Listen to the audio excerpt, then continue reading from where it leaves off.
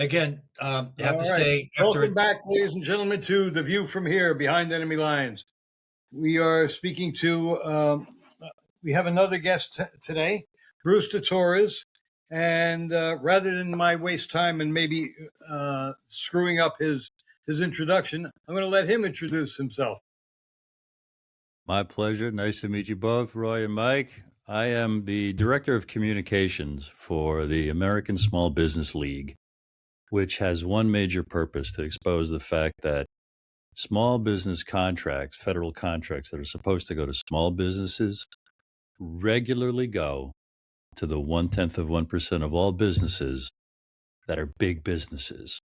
And it costs the economy hundreds of billions of dollars in revenue to small businesses that would create a couple of million new jobs every year on top of the jobs America typically creates, which would cause an economic boom. And for decades, we've been exposing this problem.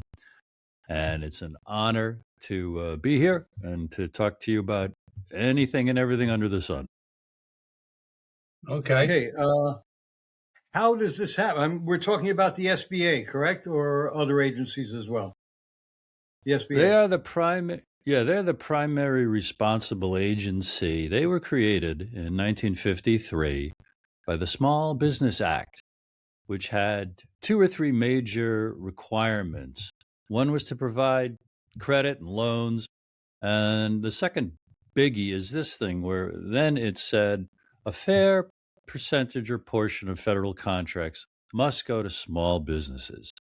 And over the decades, the federal government loosely says up to 500 employees can be a small business. And each federal agency is tasked with giving now 23% of contracts of all federal contracts are supposed to go to small businesses. But about 40 years ago, a man named Lloyd Chapman started suing the Pentagon, NASA, the SBA, ESA, and many other federal agencies simply to find out, have you met that requirement? Who were the so-called small businesses that you say you gave the correct percentage of contracts to? And he found fraud at a huge level. And then fast forward to 2004, he organized the American Small Business League, and continued his advocacy and lawsuits. And we are convinced that no more than around 3% of all federal contracts go to legitimate small businesses. And really about 97% of all those contract dollars are going to big businesses. And here's the last big piece of this big picture. We are truly a small business nation. 99.9% are small businesses by that definition of up to 500 employees. But we think that's too big, because 98% of all businesses in America, Roy and Mike, have less than 100 employees. The average small business has 6, 7, 8 employees. Of the 36 million small businesses, 26, 27 million of them have no employees. They're just the owner. And 32 million of our small businesses are in the industries and categories that the federal government buys from. So if the federal government and the SBA were actually serving us and small businesses, they would promote one thing: you can and should apply for federal contracts.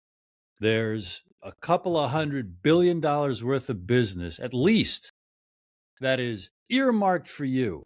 But because of a bad combination of fraud, bad policies, lack of oversight by the SBA, who is responsible to be on top of all this, we show, and so have congressional investigations have found, and the SBA's own Inspector General have issued reports saying, yeah, lots of these small business contracts are going to the 0.1% of big businesses, of businesses that are huge businesses, and they don't create new jobs with this new business because they're already big. Whereas small businesses with that infusion of revenue would create, like I say, about 2 million extra jobs every year on top of the 2 million jobs that America typically creates.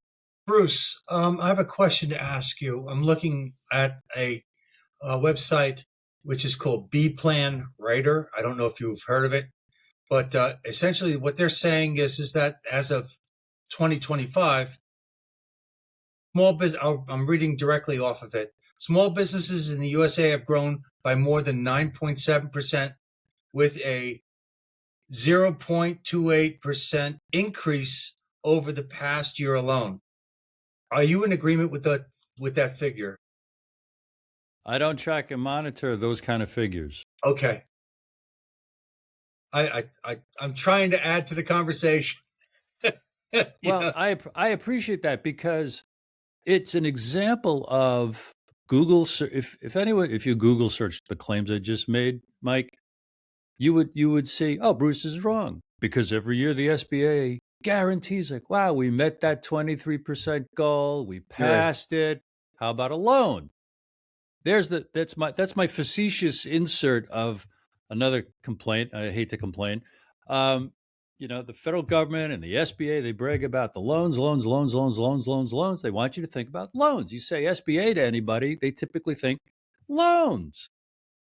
They don't talk about the fact that 23% of all federal contract dollars are supposed to go to small businesses because they can't stand the scrutiny. Just for clarity's sake, I use DuckDuckGo. I'm not using Google, if that matters. So these anyway, days I'm using Grok. I'm using Grok these days because I think it's more accurate, more honest. And if I'm not sure that it's giving me the truth or maybe it's hallucinating, I will rephrase or I will add on to the question to try and narrow it down. So I think I get better results going through Grok. So I would think that based upon Trump's presentations, okay, how he speaks to the American people, I would think he'd be very much pro small business. Well, yes, based on paying attention to him for the last, 10, 11 years since he first declared his candidacy in 2015. Yes. Unfortunately, we see that as a lot of the lip service that every single president shares. It's lip service. Here's an example. Almost every president since Reagan, especially Reagan, has tried to close or shrink the SBA. What's so bad about that? The SBA is the only agency that is dedicated, whose one mission is to protect and support the 98, 99% of all businesses in America. It typically has one of the smallest budgets of the federal agency. And President Trump last year, per usual, per so many of them, the administration announced, there's problems administering loans, and we're rolling back from the expansion under the COVID problems. We're cutting its budget by almost a half, which is going to shrink its staff by almost a half. And here are reasons to close or relocate 6 locations. It's going to end up with a budget of around $500 million, around $600 million. The Commerce Department, which represents those big businesses, which are 0.1% of all businesses, I think has a budget of $10 billion. It should be the exact reverse. Worse, last March, the administration announced we're going to shrink the Department of Education and we would like to move management of the $1.7 trillion student loan portfolio to the Small Business Administration.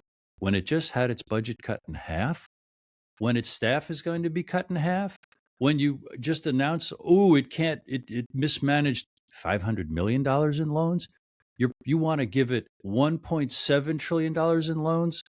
We think it's being set up for failure. If that ever happens, I'll conclude, it's so easy for us to see like, wow, they'll say, wow, that was a mistake. It can't handle the student loan portfolio. Guess what? Let's roll all of its functions into a nice, big, strong agency like Commerce, and it'll get lost in the fog of bureaucracy, and we'll never hear much about the contracting requirement again. That's that's the drum I like to pound. And more money will disappear like it has in California, Minnesota, and a lot of other states. We live in fascinating times. It's just breathtaking, the revelations, right? Oh, Yes. it's incredible. I mean, this country could be so wealthy if the graft wasn't there. I mean, our taxes could be so much lower. We'd be spending more, creating jobs because we'd be creating new businesses, new demands, and the economy would be growing at a much faster rate. I think. I mean, I know I'm oversimplifying this, but I think basically it comes down to that. Yeah. And if I could, we plan to talk for a nice long time here. I want to put some really wonderful propositions on the table so we could discuss those too. In addition to Sure. all the questions you might have, we've created a project called Don't Cheat Women. People can learn all about it at don'tcheatwomen.com. And the major plank is, please, Congress is from 5% to 15% of federal contract dollars that are supposed to go to women-owned small businesses. That's inside that 23% that are supposed to go to small businesses. That would push that total to 33%. But that's useless if the SBA just started saying we met that goal without some major reforms of accountability to prove that those contracts went to legitimate small businesses. Then the middle class and small businesses would create about 3 million new jobs instead of 2. We also want the SBA, we want the government to officially define a small business as up to 100 employees.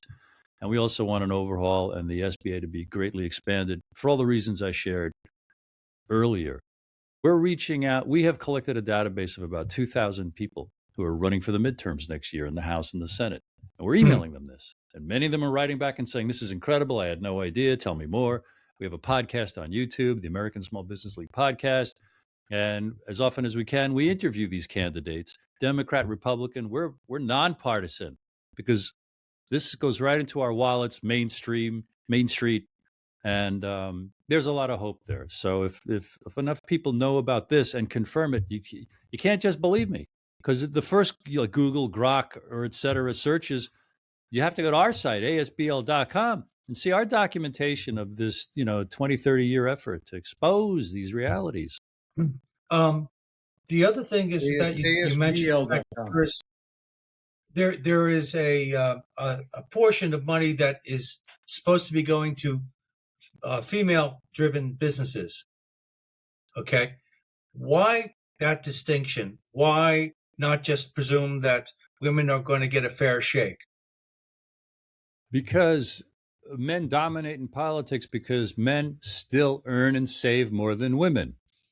And everything that can be done to level the economic playing field benefits us, not only women economically, but also us politically as a civilization, and by having women able to participate in politics, which as equals, which they're not because they don't have the same economic power. Let me break that down for you. Women are half the population, obviously. I'm often told, no, they're more than half. Okay, great. They own 40% of all businesses in America. There's over 14 million businesses owned by women.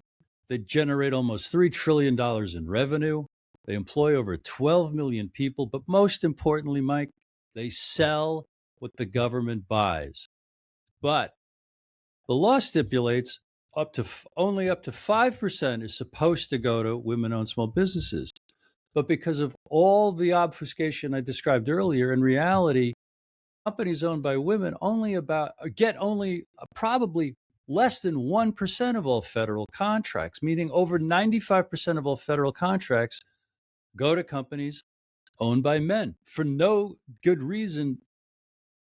It's because if they could compete just on merit, women would be as well represented as men. That's just to help women have all the economic fairness that they possibly can. But here's where it bleeds into political empowerment. Because men earn and save more, they donate more to campaigns, they have more influence with the winners. It's also easier for them to run for office and win office. 75% of all seats in the House, in the Senate, state legislatures, presidents' cabinets are held by men. Almost that many governor chairs, 90% of committee chair and party leadership positions are held by men. And men and women have different political values, priorities, sensibilities, worldviews. We can't call ourselves sane if half the human race is excluded or has harder obstacles to participate politically.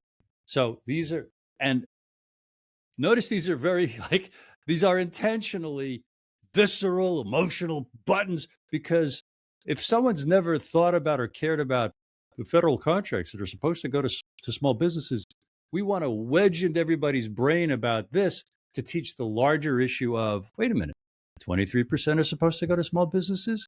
And this organization is proving for decades that it's a fraud and a sham to claim that the law is being fulfilled. Is it too much to ask that a president or an administrator of the SBA comes clean, cleans house, exposes some fraud, and ensures that the law is actually being followed and implemented and fulfilled?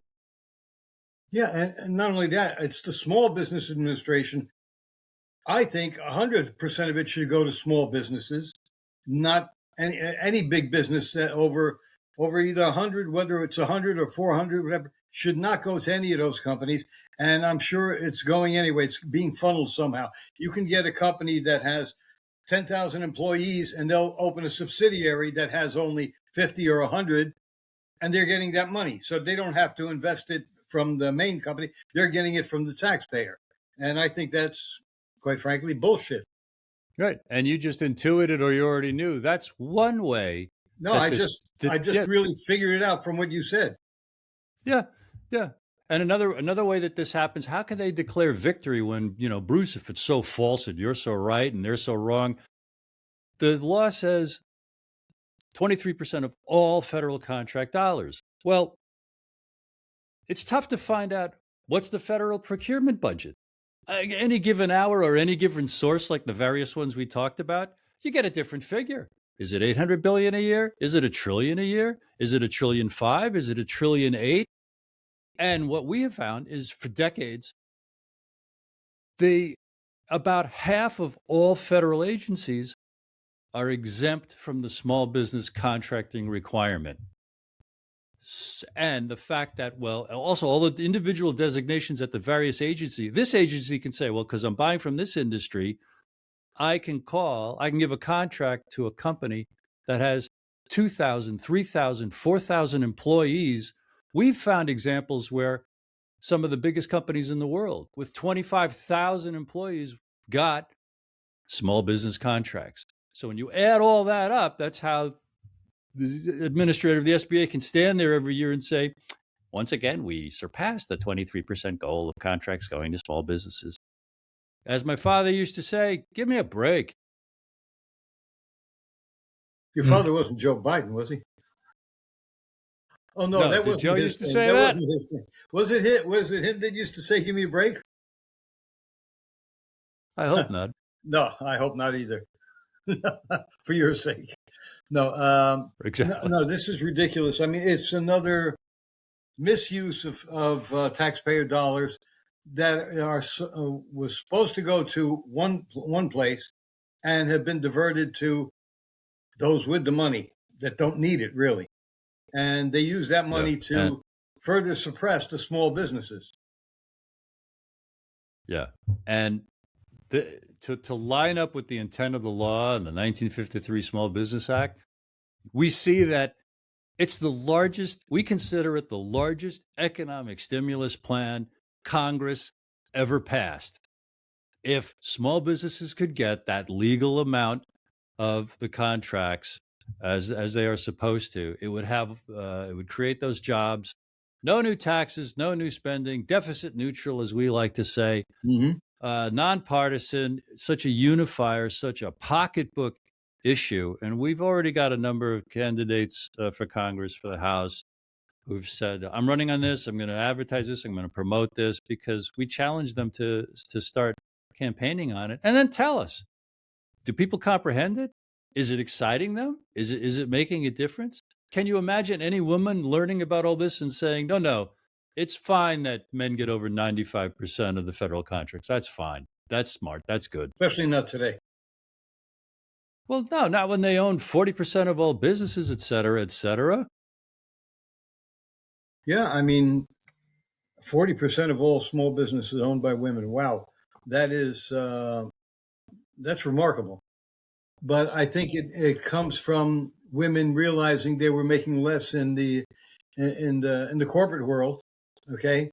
Because again, they're going to get pregnant, they're going to get take more time off, and so on and so forth than men do. Men will dedicate more time; they'll work 90 hours if they have to.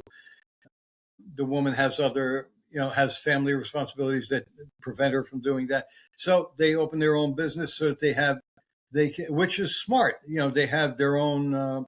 They make their own schedule. I mean, of course, in the beginning, it's going to be very hard. Going back to my father, for example, the first 10 years he owned his business after he finally bought it. He worked 16-hour days. Okay, he was closed one day a week, and he closed early on Sundays, but he worked the rest of the time, and it was difficult. Then after 10 years, he suddenly became an overnight success that everybody thought, but Exactly. but it takes time to build up a business. I knew a woman who had a business around the block. I didn't know at the time till later on when I was doing interpreting, freelance interpreting, and I handled her case. She was suing because she'd had a bad accident which disabled her, and she had a business. She was making clothing, and her business went downhill because she was unable to be there and supervise it, and she wound up losing everything, unfortunately. But before that, she was fine. She had she had a new Cadillac almost every year and so forth. She did very well. Mike, you have something you want to say? Yeah, I was wondering, Bruce, if you could, because I don't fully understand the process, if you could kind of give us an idea of a small business establishing some sort of relationship with the Small Business Association and how that relationship might walk and lead to a fail. Small Business Association. Do you mean the SBA, the administration, Small Business Administration? Yeah. I think that's what he means. The fail reminds me of the fact that how difficult it is for a small business, first of all, to know that they could apply for a contract, and then how to clickety click through the SBA's website. Learn all about contracting here. It doesn't take a lot of clicks before and I study this. I'm really kind of lost and amazed. It's really not simple and clear to find those answers. Like, how do I find out what contracts are available? How do I apply to qualify to bid on such a contract? It would be great if that could just be completely overhauled and cleaned up. And like I say, have an agency that's robust to serve the 99% of all businesses that are in America. We've done the best we can at that don'tcheatwomen.com site so far, on a page people can click that says resources. And we say right out of the bat, here's a collection of the best we can find. That really what everybody finds when you start to search this. It's the SBA's links pages, and then a few other agencies and organizations that surround. And these are the doorways into learning this process. And we warn everybody, like I just said, it's like, good luck. Good luck. But this is how, if you want to get educated, here are the public resources for anybody to learn about those things. Go. There's no real. Basically, the SBA help is really of no help or very little help. And a smarter person. And a smarter person might just say, well, Bruce, you're dumb. You really didn't try that hard, blah, blah, blah. I made my way into it. Every year I apply for it. But when I say what I just say to someone who's experienced in it, they say, oh, absolutely. It's a muddle and a fuddle. And it serves the show business that the federal government works and cares about our small businesses. It's a clown act. And meanwhile, it seems to me that it is dissuading people from applying, and therefore they have to get rid of this money. So we'll give it to the bigger guy. Yeah. who's asking for it. And at don'tcheatwomen.com, there's another page that says what you can do. I love talking about this for a minute because it says, here's a letter about these issues you can swipe and send to your congressperson, your two senators, the White House, and Kelly Loeffler, the SBA administrator. Hey, we want, and then it's the goals of our Don't Cheat Women stuff for these reasons, and there's the reasons. And I have to tell you, I want to tell you real quick how I got this job, how I ended up, discovering the ASBL. I had my own podcast because I wrote a book exposing a lot of crimes and frauds about, things we think are true and real, and they're not, you know. And I invited on my podcast Lloyd Chapman because he was talking about these kind of things. And I had him back, like the next month and then the next month. And he was impressed with me. He said, you should work for me. So last year I started working for him. And he's the fellow, like I said, who about 40 years ago started winning these Freedom of Information Act legal victories. Guess what? He's won about 110 FOIA legal battles with the Pentagon, NASA, Department of Energy, General Services Administration. His lawyers say that's a record. No one wins that. No one's won close to that many. And sometimes he's in court for 7 years and spends $1 million to get the information he wants. And you know what he likes to do on his podcast appearances? He holds up a multi-page document like this, and it's just blacked out. He was just suing some agency. Who are the small businesses you gave those contracts to? Blocks and blocks of just blacked out, completely redacted information. And why is that? Well, they don't want you to see that those are big businesses. They gave the small business contracts to big businesses. Bruce, if the small business agency is that incompetent, that unsupportive, that inept, Corrupt. Corrupt, whatever you want to call it, then why are you upset with the fact it's being shrunk, that it's being shrunken down? Because it seems to me as though this is an agency that's not doing its job. I mean, you've proven that to me. Because the law says so-and-so percentage of contracts must go to small businesses. And the SBA is collaborating in the con and lying and pretending that that's so. So by exposing it, we would like it to be examined, if not prosecuted, overhauled, and it starts by having representatives and senators who really want to represent us, and who really want to execute the law and expose crimes and corruptions. And we have to believe, hope against hope, that there's enough good people who want good things. And if enough of us wake up and participated civically and in politics and vetted our candidates well enough. So because the law's on the books. Because restructuring, though? A Pardon? restructuring? You want to get it back to its legal purpose, original purpose. Right. Yes. That's what I'm saying. Yes. So the thing is that given the manpower that they have presently, let's say we're in a perfect world. They have the manpower that they have presently. Can they do the job with the manpower that they presently have in a perfect world? Or is it ridiculous to ask such a small group of people to do so? I think the latter. I think it's ridiculous to think that because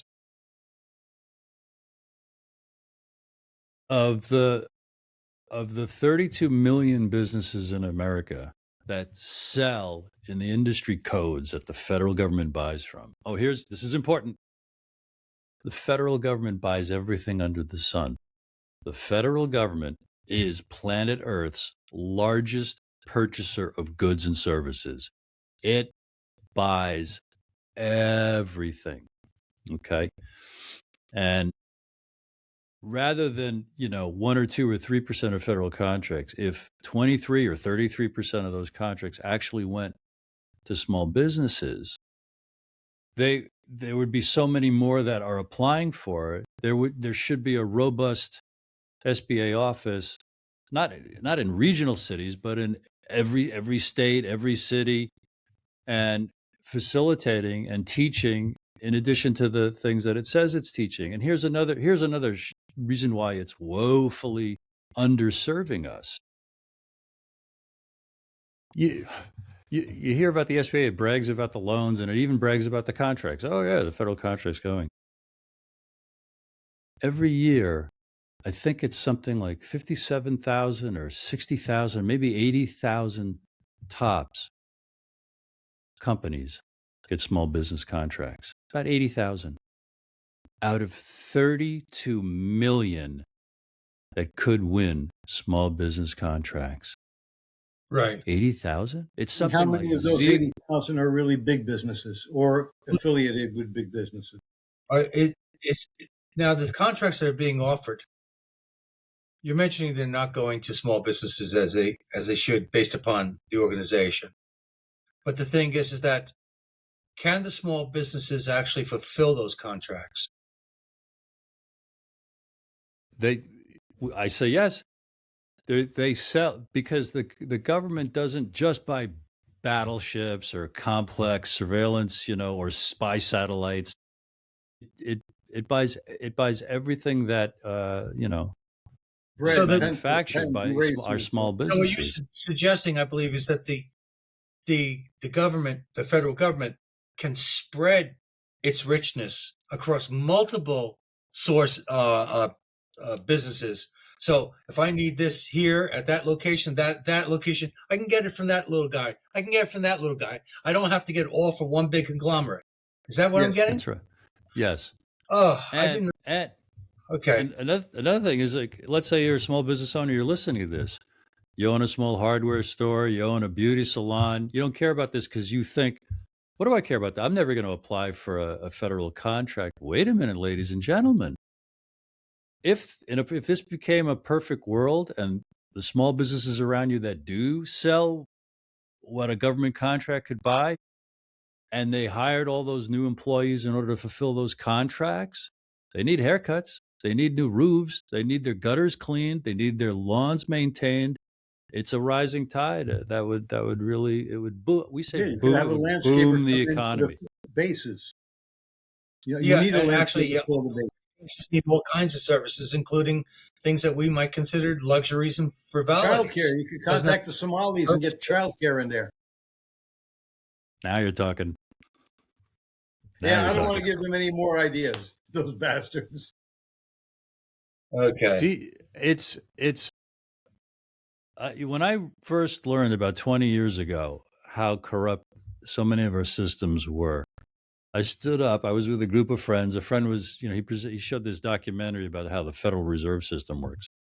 And after the film, we all asked a bunch of questions and we clarified some things. I said, you mean this, that, and the other thing? Yeah. And you mean the income tax and this, that, and the other thing? Yeah. I stood up and I said, you mean there's really a dragon to slay?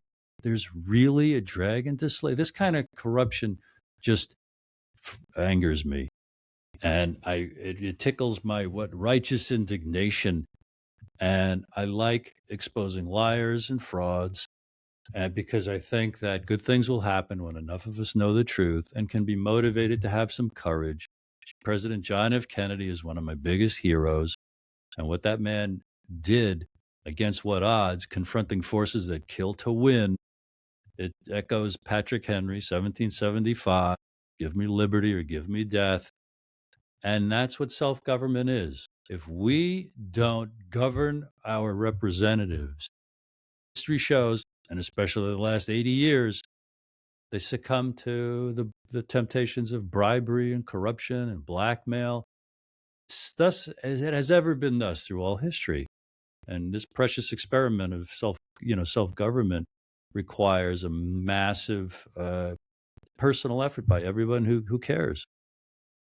One of the problems of doing One of the problems of doing this podcast is that we constantly bump into people like yourself that basically expose things that we didn't see. And we had Michael Letts here the other day, and he had an opportunity to review some of the paperwork that was taken out of Venezuela. And there's over 400 congressmen and senators in the, that are taking money, that were taking money from Venezuela. So the corruption is intense, and what you're talking about is yet more corruption. So it just that's more of a not so much of a question, just a personal note for me saying, God damn it. you know, Right. oof. Yeah. Roy, what were you going to say? Uh, what was I going to say? Well, while you're thinking of it, Go ahead. Mike, it reminds me of that, A Few Good Men, you can't handle the truth. Jack Nicholson's accusation, you Yes. can't handle the truth. And I know what it's like to have my illusions burst, and every day search for the strength and to say, this is my generation. This is what's going on. I'm an adult. I have to tell myself I can handle the truth. It doesn't matter if I'm mocked as a conspiracy theorist sometimes. You know, we are tied to the tracks and there's a train coming. Mm-hmm. And a lot of people also tied to the tracks are not facing the train. So they ignore me. They go about their lives. And we're trying to say, like, look at this. You have to look. It's not bad news if I come and tell you that the house that you're in is on fire. That's not bad news. That's not Right. bad news. If it's the truth, now you have a fighting chance. So when more of us know how corrupt it is, Mike, more of us can chew the ropes. We may not get out in time. That's not the point. It's to try. Give But, us a fighting chance. mm-hmm. Yeah, Michael Letts said, unfortunately, they can't release all the names all at once because otherwise you wind up with no government. I mean, we'd have to have a special election the following week, and none of those people would be eligible to run. But, they'd have to be convicted first. That would take time. And they would have time to set up, their brother-in-law, their third cousin or something to take their place because there's so much money they have sucked out of the treasury. It's ridiculous. And this explains why many Congress people, many representatives, many senators take the stances they are taking, which seem to be, anti-American, unconstitutional, seem to be against the interests of their constituents, let alone the whole country. And they take these stances. Now we know why. It's all money. And that enables the corruption in the lower levels in the agencies themselves. So that the guy running the people running the SBA or any of these other agencies, they can spread the money they're taking around to other people and get some of it funneled back into their own pockets, I'm sure. Okay. Again, this is my opinion. This is what I'm deducing, and I think anybody who thinks about it can come to the same conclusion. Proving it in court, that's a different story. Unfortunately, it's not my job. If I were a billionaire, then believe me, I would be spending millions going after this corruption. Unfortunately, I'm not. So I'm harmless to them. I'm like a flea to them. Okay.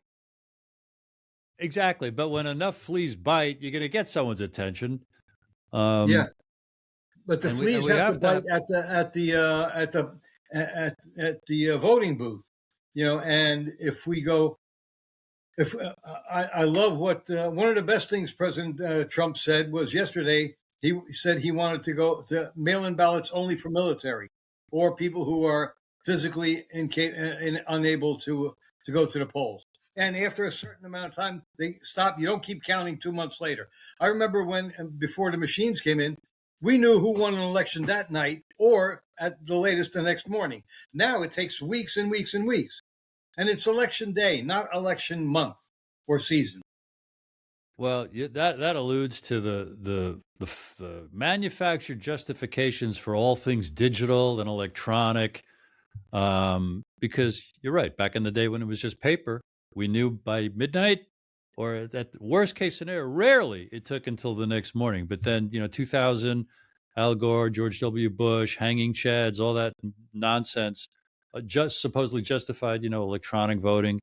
And that's just one example of what economist Catherine Austin Fitts calls the technocratic digital enslavement that is being developed all around us, unfortunately, with the robust support of the Trump administration. real IDs, digital IDs, Yeah. are already here and being expanded. And even COVID, a large result of COVID, and I think intention, was to drive us to lock us home, obviously, in order to drive us into more remote uh, functions and activities And to kill to small business, and to thank you, kill the absolutely. middle class. Yes, all.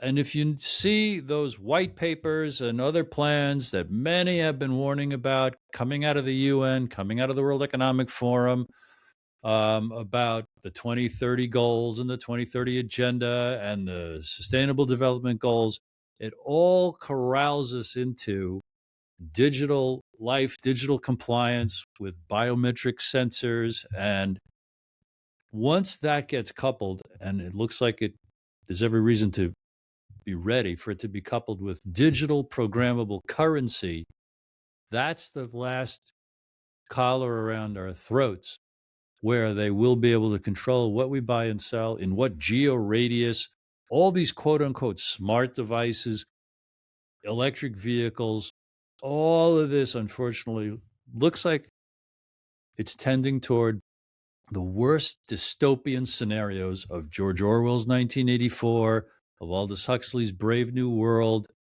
And we have to be ready. And I mean this sincerely. I tell people this, listen, people who know me and how much I've been studying this and all the stuff I've said about it and all the podcasts I've hosted talking to people about these kind of things. These are the good old days. This might be the last day with electricity and hot running water, because the powers behind the scenes that would do something like 9/11, which I'm convinced was a deep state operation, false flag attack, Absolutely.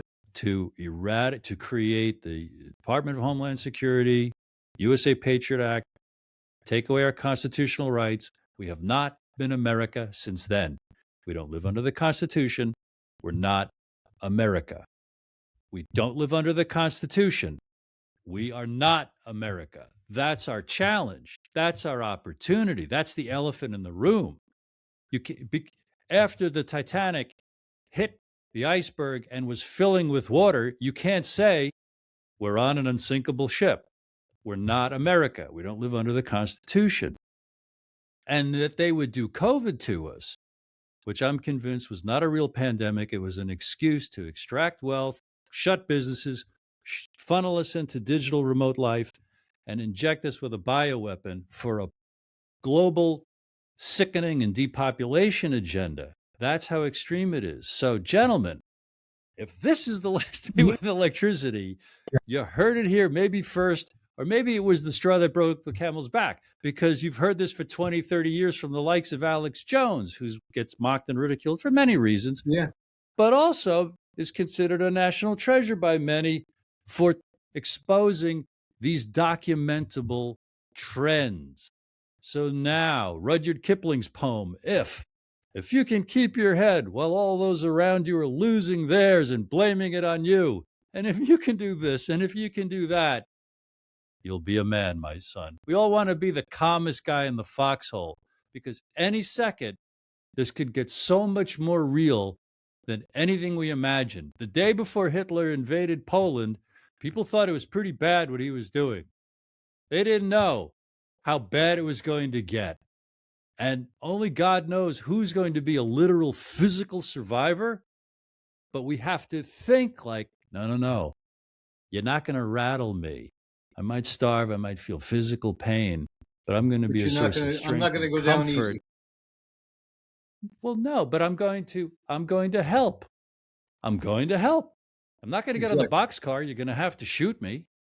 But wherever I am, if I'm, trying to hunt squirrels with the rest of my neighbors because everybody is angry and hungry, I'm going to try to do it. And if I'm with really scared and shivering and sniffling and crying and freaking out people, I'm going to comfort them, because I'm not going to be surprised. And that's the virtue of conversations like this, of the book that I wrote, and of all the other podcasters who say, you better wake up and you better do something as part of the solution. The ASBL. You're the spokesman. So the thing is that if somebody has a small business and they see this and they go to asbl.com, how can you help them? By steering them to our Don't Cheat Women site and that page of what you can do. It's called What You Can Do. And it equips them to contact Congress, Senate, President, and Kelly Loeffler.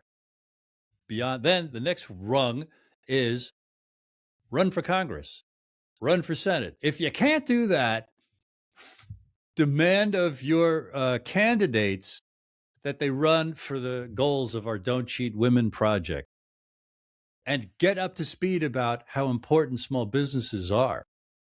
Because your average small business owner doesn't know how important they are, because they're working around the clock just to keep the lights on, because that's how hard it is to start and keep a business alive. They don't have time to see their kids enough. They don't have time to watch their favorite movies. I get that. That's how desperately one paycheck away from destitution 60-70% of Americans are. I get that. I saw some small businesses crumble during the COVID times, and they had been around for quite some time. So we're talking about businesses that were capable of managing themselves for long periods of time, yet COVID hits, locks the doors down, and they didn't get the support that they needed. Kind of like the people who got burned out in California and Los Angeles. They don't get the support they needed.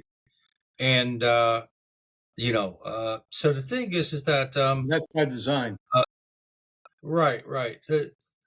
I forget that the number of small businesses that go belly up in the first year or so is extremely high. It's hard to win establishing a new business, but when you do, it's a wonderful thing. And like you said, you don't just bring yourself up; you bring up the local environment, because you're also hiring from locals in most cases.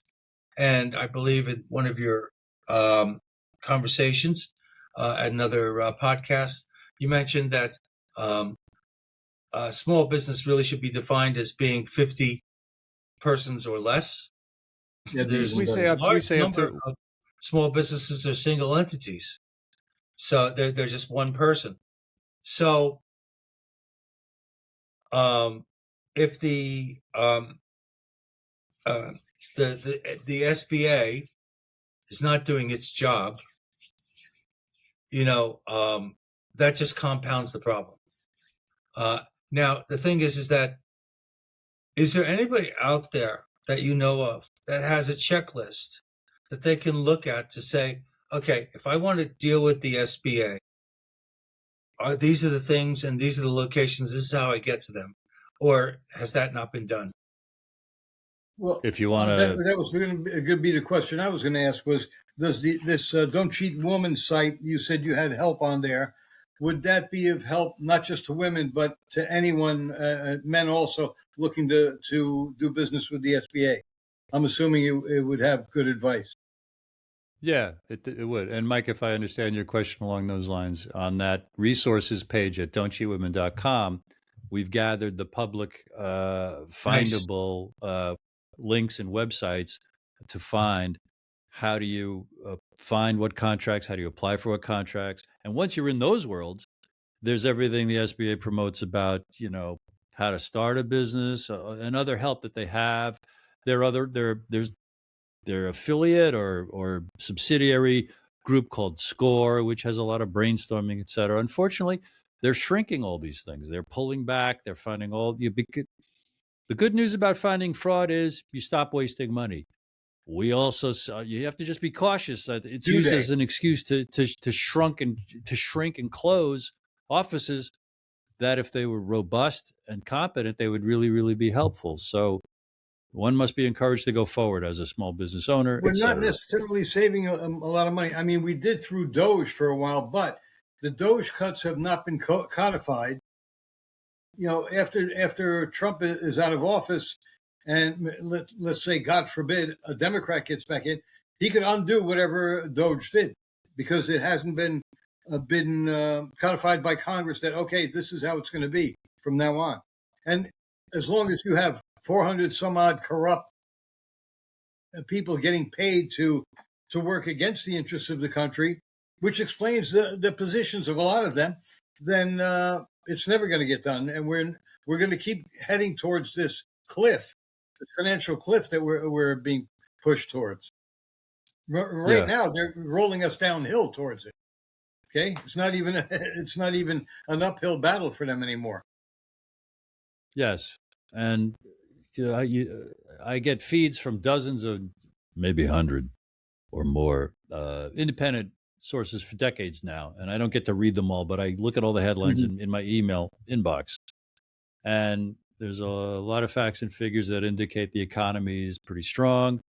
They're counterbalanced by other equally credible and smart-looking analysis that says, no, it's the indications are, we've kicked a recession down the road for a while, but all that to say, obviously, anybody who searches around, that you can find evidence for any angle you want to support, and then that's compounded by the algorithms being trained by what you click on, and then it's feeding things that it thinks those are your predilections, and that's how we get into silos and think, I know what's really going on, and they're all wrong or they're all crazy, and then you're off to nothing but fighting, and it's tough to have peace, love, harmony, sanity, and collaboration toward solutions that we can agree on. All the things that take community that are distracted from us or deprived from us by all the digital involvement, etc.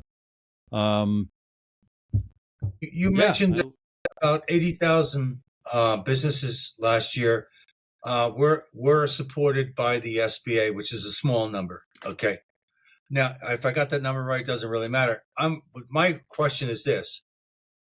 Do you know the skew of those businesses that were selected? Did they happen to be leaning in a particular type of business, or was it a smattering? I don't know how they break down, but thank you for making the point. If 80,000 small businesses, if that's the total that got a small business contract last year, it blows your mind. Business. Well, they probably, my source for that said, like, yeah, you're right. No, you're right. Because the vast majority are going to, big businesses. But even if they were legitimate small businesses, 80,000 out of 36 million or 32 million who sell in the industries the government buys from, it's less than 1%. Yeah, I'm not saying that that's an acceptable number. I'm just wondering if there was a lean, like if they're all food businesses or if they're all this, that, because there's a gentleman that we were fortunate enough to interview twice. His name is Jim Beach. He's an entrepreneur. Have you ever heard of him? He's had a lot of success teaching people how to start their businesses. So I just thought that he's also written a book. Unfortunately, I don't know the name of it off the top of the head, but it is referenced on our website. And Jim Beach is also trying to motivate the government to improve our energy production. So he has some pretty interesting ideas. So my suggestion is you might take a peek at our interview with Jim Beach and see if you want him on your team, because I have a feeling this is a guy that he's a success himself, and he's actually taught people how to be successful, and his formulas, I thought initially didn't make sense, and the more I studied them, the more they made sense. What's your website? Our website is The View From Here. .net, right? Okay. Is it .net, Mike? That's what I was just checking for. .net? Mike. Oh, I'm sorry. Can you send him it's The View From Here, behind enemy lines, at squarespace.com. Oh, wow. Yeah, all together, The View From Here, behind it, I'll find it. But I think it would be easier for Roy to just send you a link since Thank he has you. Yeah, communication I'll with do you. that. Yeah, and I appreciate the reference because every champion of small businesses is, a strategic ally of ours that we could get excited about what they're doing. That we want to excite everybody about what we want to excite people too. He's So also proven that good Yeah. entrepreneurship is also environmentally sound. nice, Yeah, it's the view and it from just here speaks behind to enemylines.net dash behind enemy lines. You made it kind of long there. I think if you just do a behind search enemy for the view lines. from here behind enemy lines, it'll give you the link to the site. But I'm going to send it to you. Thank you. And we were discussing before how hard it is to succeed as a small business. And I believe business creation has been growing the last couple of years. And I Hmm. used to be partners in a small business. And as round the clock, 24/7, gut wrenching responsible it is, the burden of it is, we always said, well, it's better than having a job. It's better than having a boss. It's such a fulfillment of the American dream to be your Even own though you're person. working twice as hard. Yeah, and they Yeah, wouldn't it have is. it any I other know. I way. And know. I remember.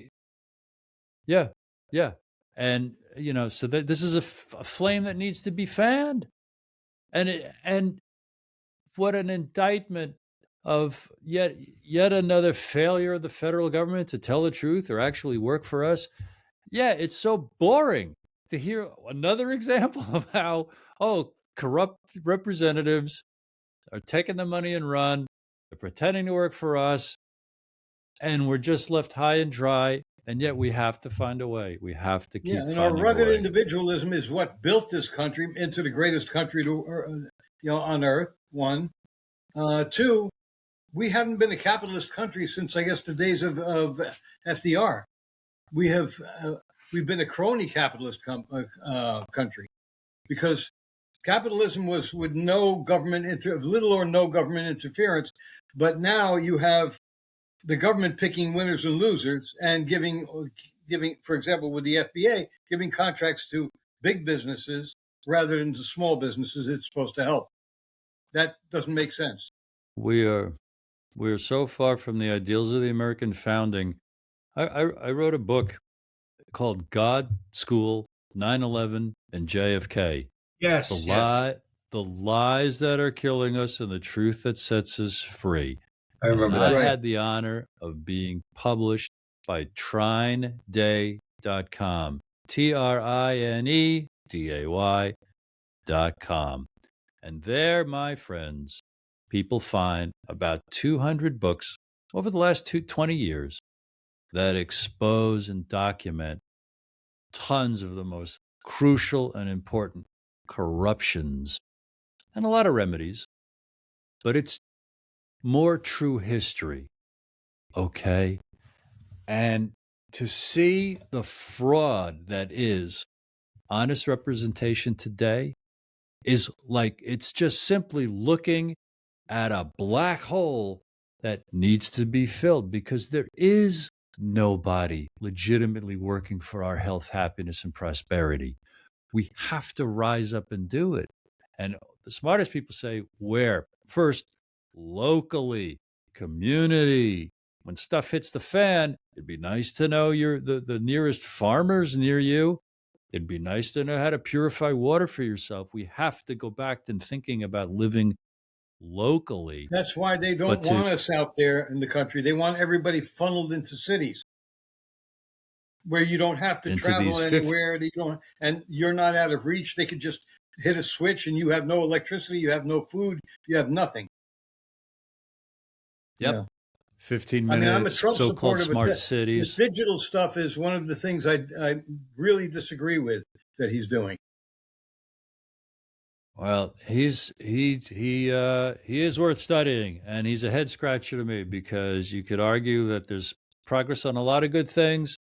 I can argue that he's business as usual for a system that's been captured by really evil, exploiting elite psychopaths of oligarchs and money that their agenda in the worst case scenarios, it's as dystopian as I described before, with depopulation and locking us down and digital slavery. And oh my God. Here's something I thought of the other day, and this may just be my paranoia or whatever. But I was thinking the fact that he is, I mean, it makes sense to give the Venezuelan oil production control of it back to the American companies that originally, uh, started it, and who have to spend billions to upgrade it again. But it's also, to me, it seems like kind of an insurance policy that, look, I'm doing this for you, so they'll let me live if I do this for them, and it's going to benefit the country as well as Venezuela. So, and it'll hurt our enemies because we'll still sell oil to China, but not at rock bottom prices. Right. And if by they'll let me live if I work with them, if you're talking for Trump, if that's what you meant by that, that opens up the question of, how safe is he? How much of a performer is he for the powers that be? How phony was that assassination attempt in Butler? These are open questions. No, I don't think the assassination attempt was phony, but I think this is one way of him keeping himself safe, because now he's got some of the big boys watching out for him because he's helping them. He's cooperating. So, again, no, bullets were fired. Totally wrong. I don't know. I don't know. But in terms of I don't believe the accused is the person who pulled the trigger that day. And I don't see President Trump. Right. So why isn't President Trump hounding a real investigation to find out what really happened? Was he scared? Because the bureaucrats who are being paid aren't going to tell him. Right. And Trump was not in charge when that assassination took place. They buried that investigation. So it was the Biden administration that chose to go that route. I'm sorry, you were saying that. Well, that would be a huge tangent to go down. It's suffice to say, it's to look at, the big movements of the Trump administration, how they're affecting us today, how they're going to affect us in the future, how we will be affected if Trump drops dead. Men his age, with his diet, drop dead every minute. And we have to be prepared any second to say the words, President Vance. Who's J.D. Vance? Who put him in power? Who funded his campaigns? How much does he work for Peter Thiel? How much does he want all that surveillance that Thiel and Palantir have developed for the CIA? And these are huge things that everyone needs to look at, and everyone needs to make up their own mind about, wow, are they taking us to great places? Or are they just, leading us to the slaughter where all those things easily could take us? Yeah, I was concerned for a while about. I offer to leave the swamp for a second. Okay. No, wait I want to introduce before we leave it. I was concerned about his health for a while, but right after the Venezuelan operation, I saw him address the GOP meeting of GOP, and he was back to his old self. I mean, he talked for about an hour and a half without it didn't look like he was using a teleprompter. He was off the cuff, and he seemed more energetic than he had seen in months. I think that since they planned this Venezuelan operation for months, I think that was weighing very heavily on his mind. He was very preoccupied with it, and it showed, the pressure showed. And all of a sudden, the pressure's off. It was a great success, probably better than they expected, and he seems to be back to his old self. I'm hoping so. And a lot of public opinion was in his favor. But there's one, when you go to our site, Bruce, since you are very pro women getting businesses, Kate Osseroff, who is the entrepreneur, the founder and I guess CEO of DIP, which is a beauty product stuff. Yeah, the website is dipalready.com. Right. Now, she actually got an award as Best Mom Entrepreneur in New Jersey. So, she actually built this business up by herself. It's multi-million. That's a woman, and she's so since that's the direction you're going in, definitely. Oh, she's so easy to talk to. Such a great person. Well, we should I tell just her wanted to to go say she's to go another to great Bruce's website. You know, Well, I consider that divine intervention that you thought to refer her to me because we need more women singing our songs, speaking for us. And I'm from New Jersey and I'm homesick because I'm now out here in Oh, you California. were in So Jersey? I'm from New Jersey. I'm in California. I miss it. Oh, I'm homesick. I want to ask you a yeah. question. You went from the Your, frying pan into the fire. your name is Torres with an S. Are you Portuguese? No, De Portuguese Torres. descent? That's a Spanish from Spain name. Oh, from Spain. Oh, from Galicia then. Probably from northern. No, because you guys From are. the I mean, the people from Galicia are closer to Portuguese than they are to Spanish. Well, I haven't heard any Portuguese reference from my family, and I believe that my grandparents came from Almeria, which is in the southern southmost part of Oh, Spain. okay, all But I right. haven't been Nothing. there. Have you been to Europe? Yes, for years ago. Nice. I haven't been there in a I'm long time. jealous. And now I can't go back because I've been speaking out against the EU so much. I set foot there, I'll probably get arrested. And Be careful. in England, I can't go to England either because I've been calling for the gallows to come back. So What's going on over there is horrifying, and we have to watch that as a cautionary tale because what Canada and those countries and Australia, New Zealand, this is a totalitarian nightmare in the making. The noose is shrinking around our throat. That's all I know. yeah, the I also Anglosphere is killing itself, destroying itself. there are signs that there are elements in Europe that are popping up now and resisting. But the We media were talking doesn't about tell us. right now. The thing is, you had 200,000 people in Scotland saying "Get the hell out." You had people in Ireland saying "Get the hell out." You got British people popping up. Although I think it's the funniest thing, the funniest protest of all was the No Kings protest in England. So that's got to be funny. Wrap your head around that. Yeah, but man, Yeah. I mean, They need that. with Well, with that the would be perfect for them. It was stupid to have a no kings here, but it makes sense over there, actually. So it just requires such strength to call things as they are and such compassion to deal with the enormity of the human tragedy because the destruction of Europe by the influx of the refugees as a result of our nonsense war on terror, our intentional disruption and destruction of the Middle East, because we wanted to, and the same thing in America with the open borders for 10 years or however long it was, destabilizing us too. I think the major purpose of all that is to say, listen, we must know who is a citizen and who's not. And that's why you get this digital ID as a requirement to do business, to buy things, to go in and out of stores. And that's the digital enslavement. I think that's a major part of it. Also, to create the chaos of all the crime of this clash of the cultures in Europe and here, increase in crime and chaos justifies increased police presence and policing.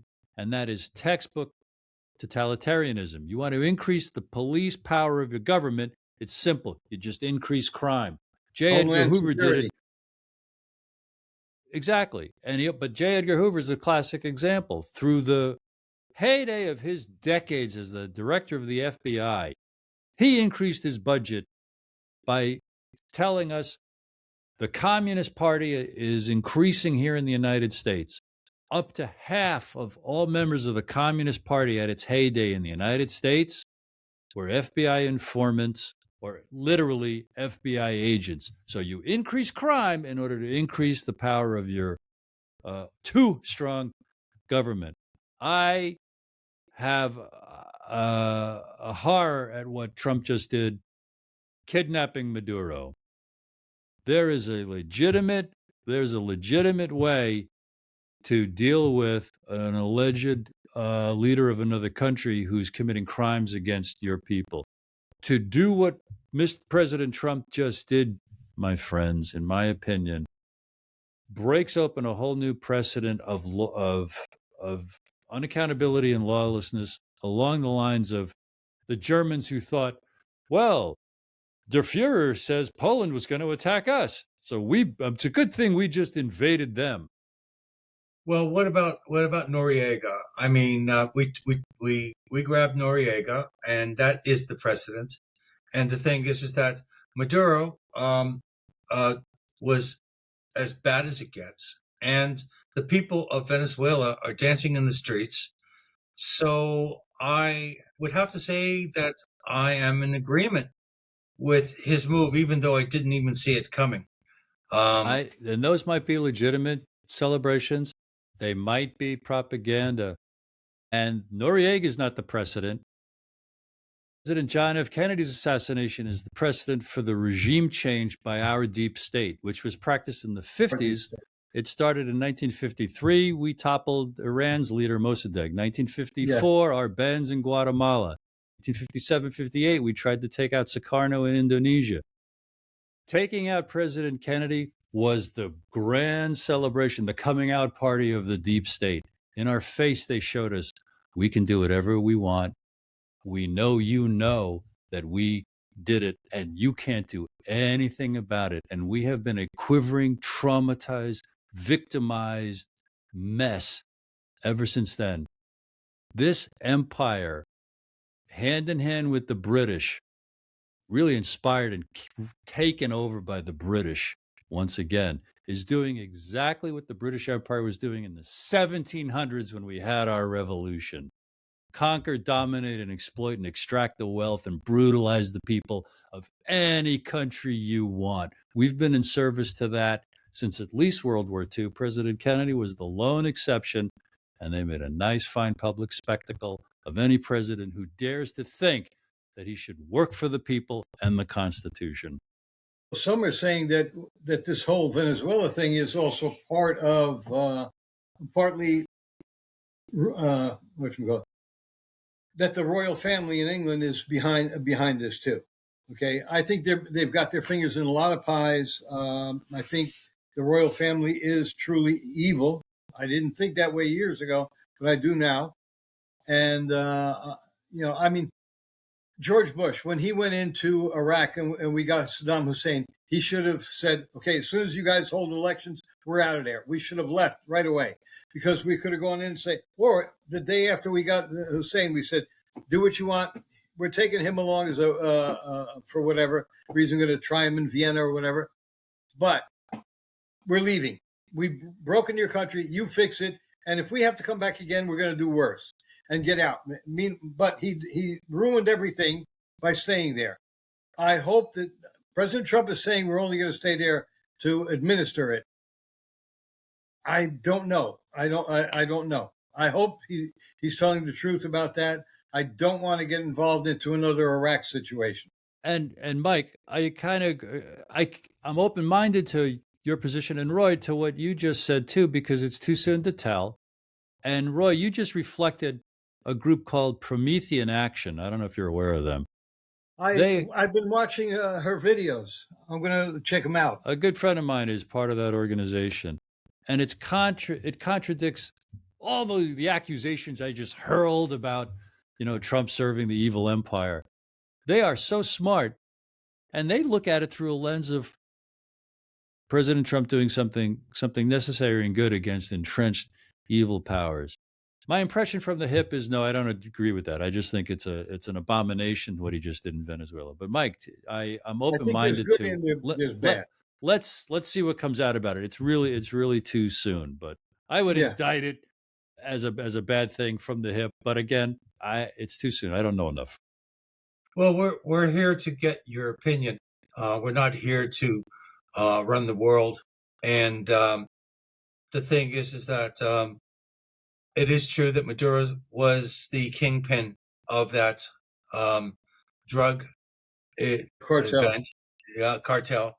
So, the thing is that if we stop looking at him as a political leader and start looking at him as a cartel chief, then all we did was basically a policing action. And if we do not agree with that as a policing action, if we believe that it was politically improper, legally improper. To be honest with you, I'm the type of person that there are certain things that I'm willing to break the law in order to get done. I think some things are greater than the law. And so I can't always argue my point because I don't always have a legal justification for the things I believe in. I believe there's two things. There's what's right and what's legal. And hopefully they What's legal is join not together. always right. Yeah, that's the problem. That's the problem. And the thing is, this guy. Well, have you seen some of the analysis or some of the reports? Who knows if they're true? That this might have been the result of negotiations, secret negotiations that President Trump had with Putin and Xi. Like, let me just take this guy, and you'll see over the next few weeks and months that the United States is going to let Russia do what it can and wants to with Ukraine, and leave Iran alone more. Leave Iran to Russia and China with all its oil. If we can sit on this oil, there's a lot of indications that I haven't dug into deeply, that it's almost like this is maybe a chess move in cahoots with Russia and China, who a lot of people are afraid, wow, we just dumped into their playground. We just sat in their sandbox because of their interests in Venezuela. So it's so risky and dumb. It could lead to World War III. Well, maybe, but maybe not. Maybe it was arranged behind the scenes. There is one piece of evidence that would agree with that point of view that I bumped into, and that is that Trump is going to allow Venezuela to continue to sell oil to China. So, like Roy said, yeah, there but might have not been a if handshake. they've been getting it. Right. So the thing is that yeah, there's a lot going on. It's kind of hard to decipher it. I mean, I'm no fan of Maduro. And the thing is that again, taking him down pleases me, regardless of whether it's legal or not. So I'm a bit biased on this one. and also all the speculation, because I haven't seen anything corroborating it, that Trump was pursuing the technology companies that have been messing with our elections based in Venezuela. True, false? I don't know. Well, Dominion you're talking about. Well, we can't Or talk about them. Smartmatic or something other. They'll sue. They'll sue. So we can't talk about that. But I've always been for getting away from the machines. I talked about it earlier in this podcast. So going back for a moment to the digital IDs, which is another thing I disagree with President Trump on. Last year here in New Jersey, they said we're going to need a real ID to travel. Otherwise, you'll need domestically. Otherwise, you'll need your passport. Okay, I'm not going to get a real ID. I said, no, I don't want to do it. All right. I almost went to motor vehicles to get it. I said, no, what the hell for? I'll just take my passport. I have a passport. I'll take that with me if I travel domestically, which isn't going to happen probably for a while anyway. Now they just announced that anybody who doesn't have a real ID has to pay a fine. Has to pay, I don't know if it's $50 or $10, whatever it is, you have to pay a fine to use your passport instead of the real ID to travel domestically. And I was like, right away, I said, oh yeah, they're trying to force everybody into doing it, just the way they forced everybody to get a jab, which I can say I never did, thank God. I was opposed to and I had to go with it because in New Jersey, when I visit my son and stuff, all those locations they don't have tellers, so you're stuck. It's either that or you get hit with they hit your plate, and then you get fined, and you still end up paying it. So you get fined. In New Jersey, they just send, like, if you're from out of state.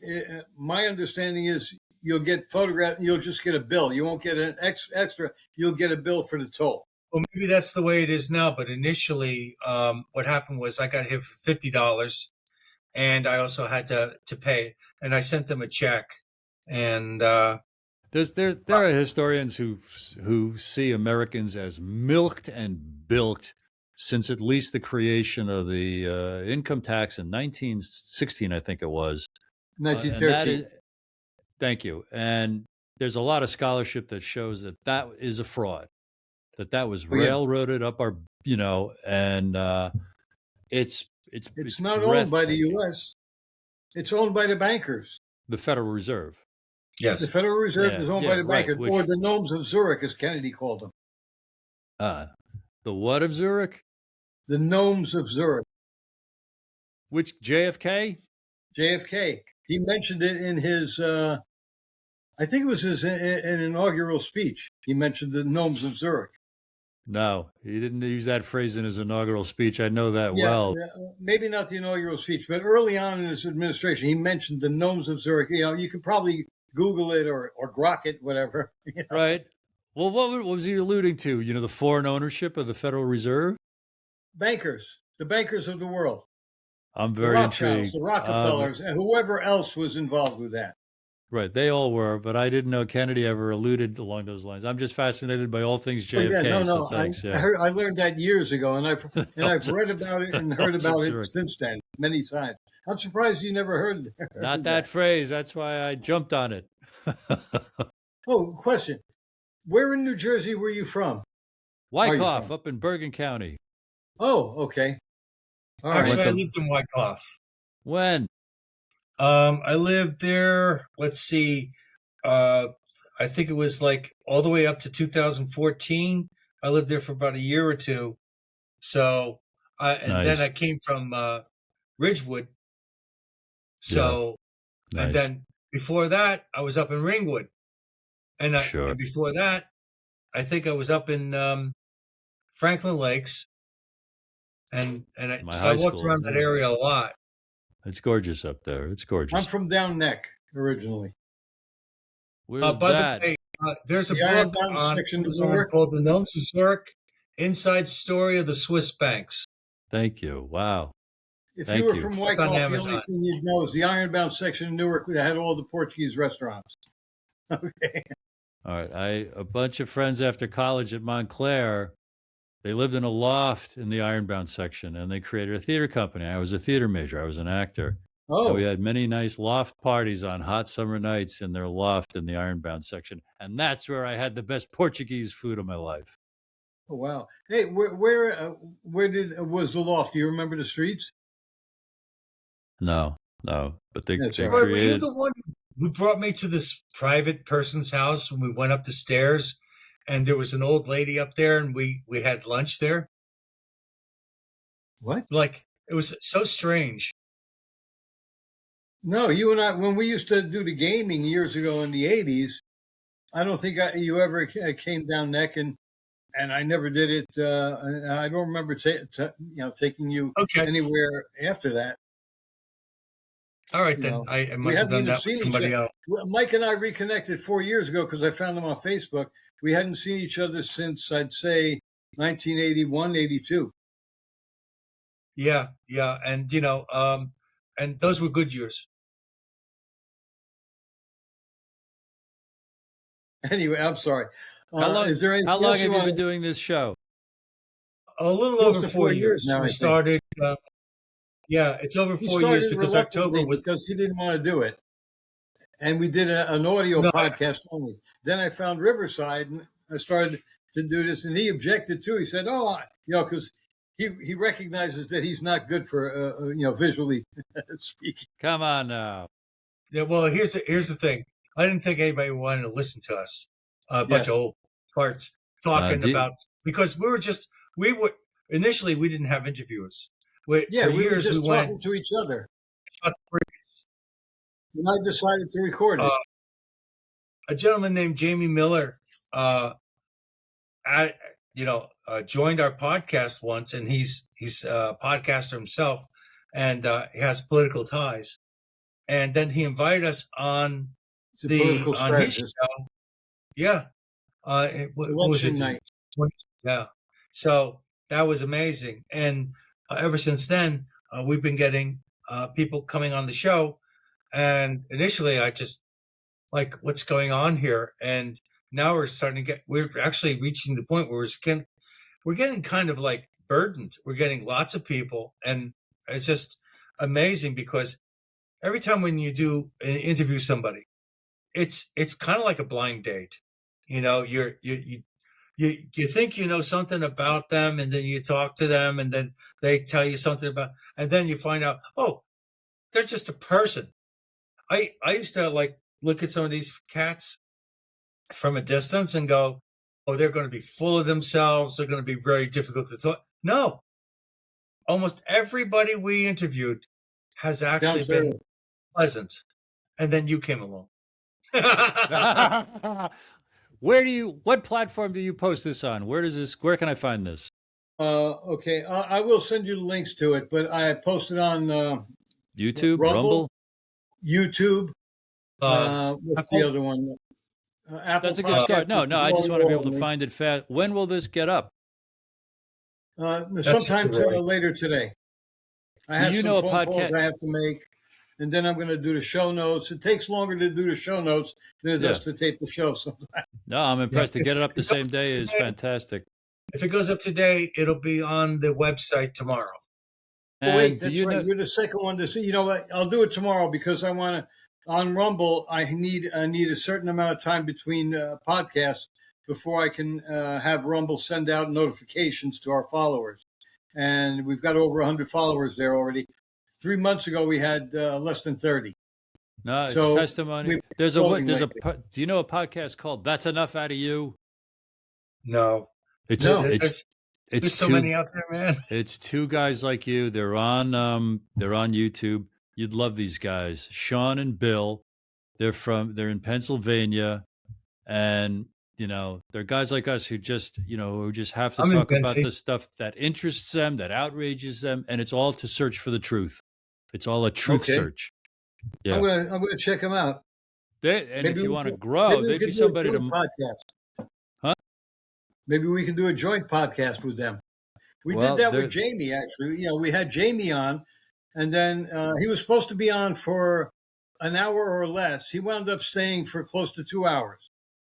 He was enjoying himself. Yeah. Then he invited us to go on election night. He invited us to go on. He invited 4 podcasters to go on 10 minutes apiece.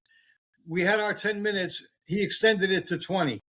Okay, right. So there's something we're doing right. I guess we're not being pompous. We're not trying to screw anyone over, and we're letting people talk. Right. And Bruce, I want to clarify something. You said that we're out here to go ahead and get the truth out. That's not Roy's. That's not what he's aiming for. He just wants podcasts out. He doesn't care whether it's people are lying, telling the truth. He's been defined as a podcast whore. He will go ahead and do whatever it takes to get it out there, and so he has absolutely no ethics. Unlike me, I'm the speaker of truth. Right here. Now I have to give now I have to give you my view, which is Mike is a frustrated wannabe comedian who thinks, who tries to inject. I mean, we both try and inject humor into the podcast at some point. But I'm also a game designer, so I design board games, and I'm a small business guy. Yes, but I'm the only one in my business. I'm a designer, so I'm trying to get my game out, and it was so difficult to try to, because I've been doing print on demands and stuff like that, and that wasn't working. I was thinking of sending him to your website to find out how to do business with the Small Business Administration. See if he could get a loan to help expand his No, I don't want a loan. I'm happy with what I'm doing now. I like giving the games away now. It's funny. It's like I was trying to get my business going, and then I realized, no, this is just fun to actually just give these games away. And I bump into people now and then that actually have played some of my print and plays, and they love them. Like I bumped into this woman. She goes, "Oh, my kids won't stop playing that game," and I said, "That's really great." So where can people find your games? on our website on this website. Yeah. Well, you have a link go, to it, and you have a direct yeah, link too. yeah, because I wanted to exploit our good work, which is what what Yeah, good business is all about. friendlyfiregames.com. Yeah, friendlyfiregames.com. Okay, good. Sorry, friendlyfireboardgames.com. Board games. Okay, good. Okay, good. Yeah, Is there you got anything me else saying. you wanna Yeah, let the audience know? there you go. Let the Well, think I'll this just is- people who watch recap. us. Sorry. That's fine. No, I would Go recap ahead. just, about American Small Business League, ASBL.com. The actionable stuff is on our site, don'tcheatwomen.com. My You phone shouldn't. number's there. My email's there. Click around on everything. And it was an honor to talk to you guys. You guys are great. It was a Real great men honor and a pleasure don't talking to you. cheat women.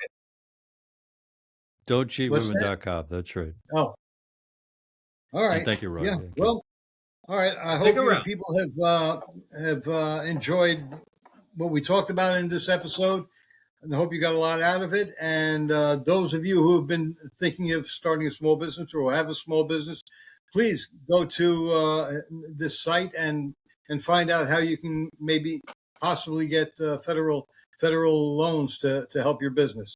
Don'tcheatwomen.com. Look for that resources page. Yes. There you go.